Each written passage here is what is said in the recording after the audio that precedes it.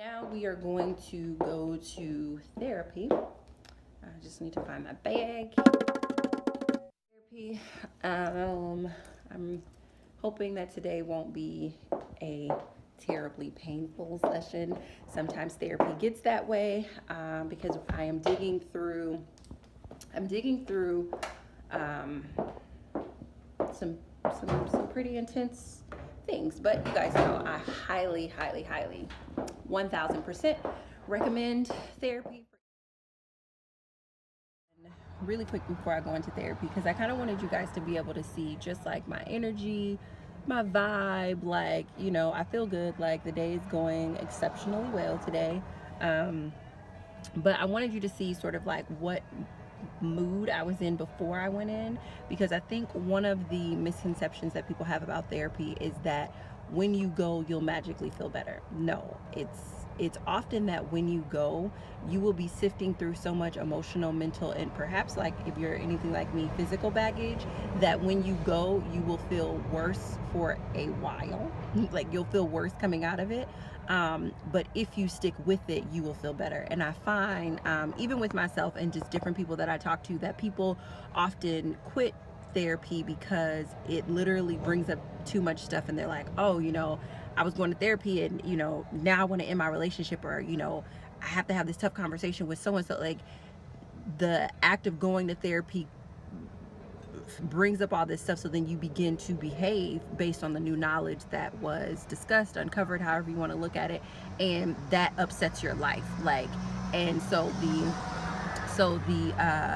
the inclination is to stop because it's painful, right? But in truth, it's like you won't actually get to the other side, or the point, or the healing, or you won't actually be able to reach your purpose if you give up when things feel hard. Now, the flip side is sometimes we go and it feels so good that we don't think that we need to go any further. But I just kind of wanted you guys to see, like, I feel good. Like, today has been an amazing day, and I'm about to go up here, and I have no idea how I'm gonna feel when I come down, but I'm not going to go, even though that I know that potentially I could be walking into a very tough session. So I will talk to you guys when I come back. I try not to wear like eye makeup when I go to therapy, because all the tears, and this truck just came and like took all my little light. I just had like the sun and everything, so it's like I'm a whole new shade of brown now. But that's okay. So I'll see you guys in about an hour. Well, okay, you know.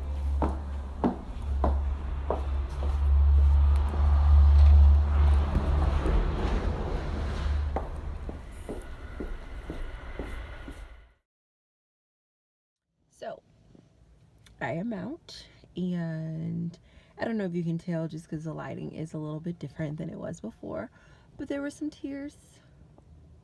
Today was particularly tough. Scale of 1 to 10. Today was about a 4, with 10 being horrible and 1 being good. It was about a 4, almost 5. So it was tough. So shed a couple tears, learned a few things. But the blessing and the benefit, again, is that this is work that needs to be done anyway. And I am fortunate to be able to do it in this season. And I am willing to do the work. And if crying and getting dirty and seeing and remembering things that I've spent a lifetime trying to block out is the way to live well, then I am 1000% committed to it. So, and I mean, I don't know, maybe when I edit this, I don't know if you guys will be able to see the difference, but I mean, it's draining. Like, I need a nap. Like, I'm tired. I'm very tired. So I will talk to you guys very soon. But yeah, go to therapy. You will be, obviously I need to share something. Therapy works for me. And in my line of work, because I work with happiness, or the lack thereof, there are so many people who are inspired by me and who come to me for support, advice, and inspiration and encouragement. And because I take that responsibility very seriously, and I am truly honored by that. I would be irresponsible to not encourage those of you who have been inspired by my work to only use my work as the tool that you use to build a happy life. That is irresponsible. And I'm not an irresponsible type of person. So I am a responsible type of person. And the responsible thing to do is say, thank you so much for watching.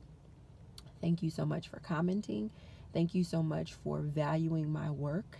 And if you are dealing with anything emotional or mental that is causing you to not move forward in the direction that you want to go, while I love and appreciate and respect your commitment to my work and resources, I highly recommend that you work with a therapist long term. And long term is at least a year or more, so that you can get the full healing that you need so that you can truly live a happy life. So, all right, guys, that's all I have for you. Bye. So I am just making it into the house, and I know in my last video when I had just come out therapy, I said I was at like a 4 in terms of, I don't know if I use the word terrible or intensity or whatever, but I was incorrect. Maybe mentally it was like a 4, but emotionally it's kind of like an 8, maybe 9. It's just a lot came up. So I'm gonna take a nap because I am super exhausted, and I was only in therapy for I got there at 12:30 and I got out at like 2 o'clock. So it's 3:45 now. So just within an hour or two of processing post-therapy, like my emotional exhaustion went from a 4 to a 9. And this, my friend, is why therapy is so important, because it's not just talking it out. It's also, after you talk it out and you process it with a health professional, then there's the time by yourself that you actually process it too. And this is why I say you should commit. This is why I say committing to long-term therapy is most effective, because I think when you go intermittently or when you go for just a brief period of time, there's this aspect of process that is rushed, and some stuff just can't be rushed, because I mean, I wasn't fine when I got out, but I was certainly not as exhausted as I am now, almost an hour to 2 hours later. So I'm gonna take a nap.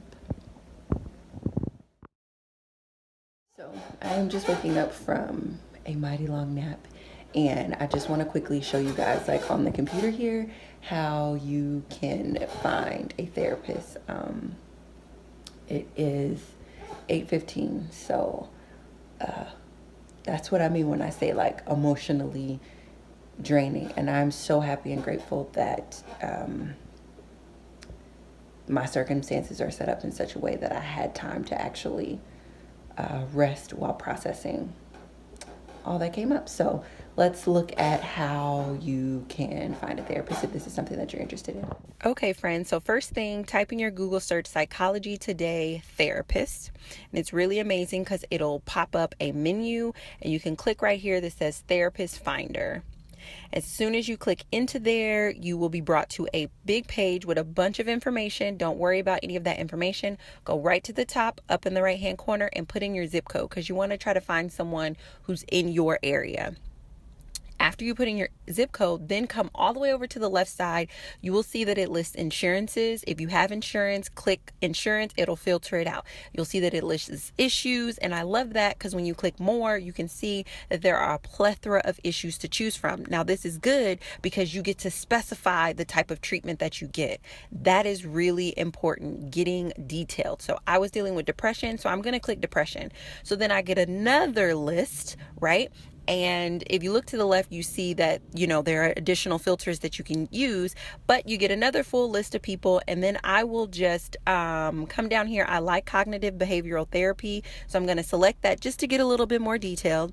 I'm a little more detailed, and then I want to click into, on the right hand side, view a profile. So I'm going to go in. This person doesn't have a picture. I don't like that. They're dealing with depression and anxiety, but you see that it's focused on issues like alcohol abuse, child adolescent, divorce. These are not my issues, even though he's specialized in my specialty. So I go out and I look for someone else. I prefer female therapists, so I'm going to choose this female therapist. She has my specialties. Now let me look at the issues. That's really important. It looks like she has trauma, PTSD, self-esteem. Ding, ding, ding. She has my specialty and she has my issues.